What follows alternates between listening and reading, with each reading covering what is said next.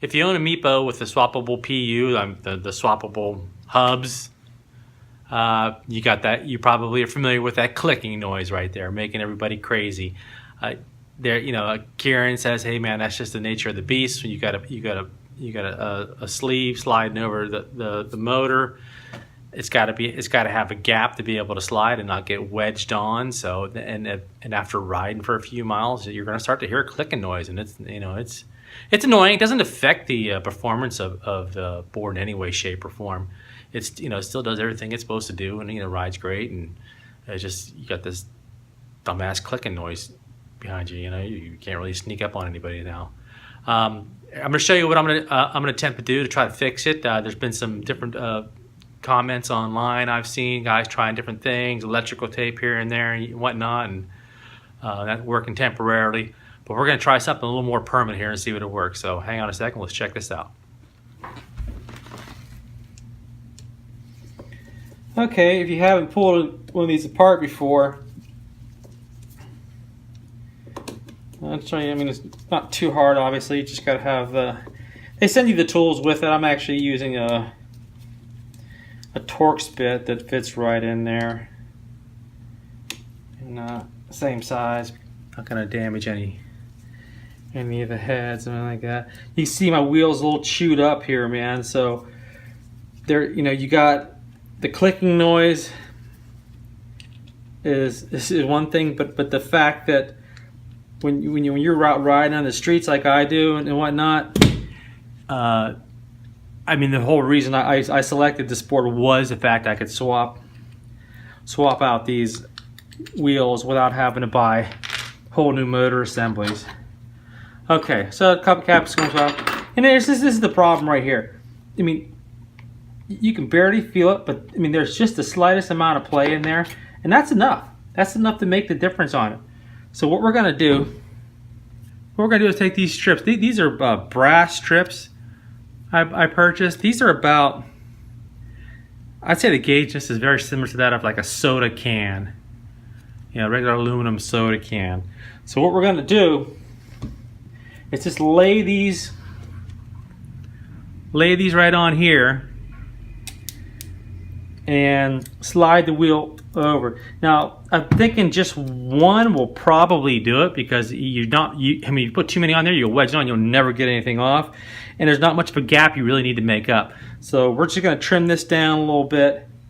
Obviously it can't be too long this way. It can't stick up over. So, and this, like I said, this stuff's thin enough. I can cut this with a pair of scissors. So let me trim this up, and then we'll slide this on and see what happens. Okay, I trimmed it down a little bit.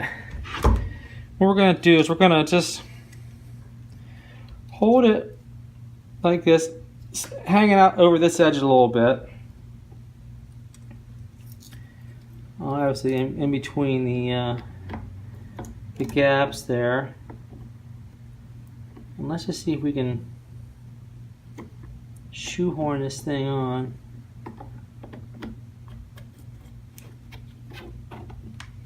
Just like that. Now there's no play in there now. This more than likely it's going to do the trick. Say the guys online, they've been putting electrical tape on there and whatnot, and that works for a couple laps around the block, and that's it, man. Because obviously the tape smashes. So I'm going with a piece of metal. Like I said, I happened to make a run today to industrial metal supply, and they had this piece, just a scrap piece laying there. I go, oh, that's perfect, man. That's just what the doctor ordered. They had a 1 foot piece, 1 foot square piece. So I'll cut that off. You got to do it on both wheels. Now I didn't put Loctite on these again. I will. It just is this for the demonstration purposes right here. We're going to go outside and see if that one shim is enough to do the trick, or if I have to add another one. I'm hoping one's enough, because so you get too much in there, then you can't get this thing apart. So let's take it outside and see what happens.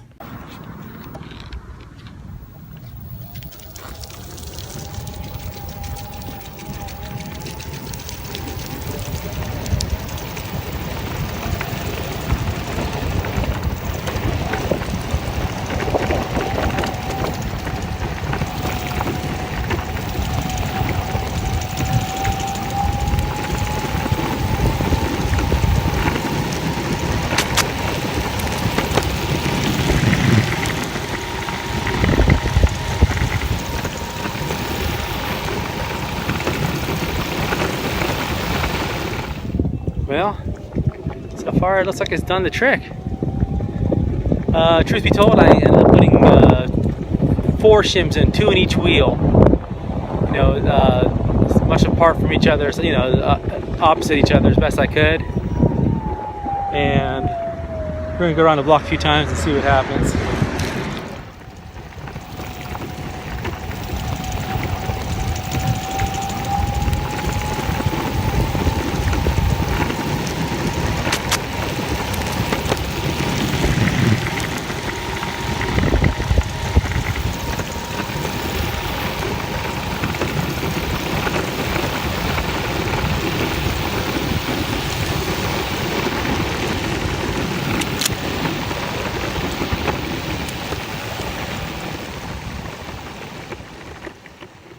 Okay, so that seemed to have worked out just fine, man. Like I said, I put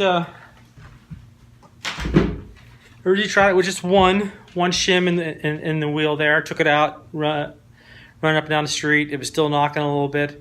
Put the second shim in, and I did both sides because both of them were giving me a little knocking. You're gonna get this knocking if you got the swappable PUs. That's all there is to it.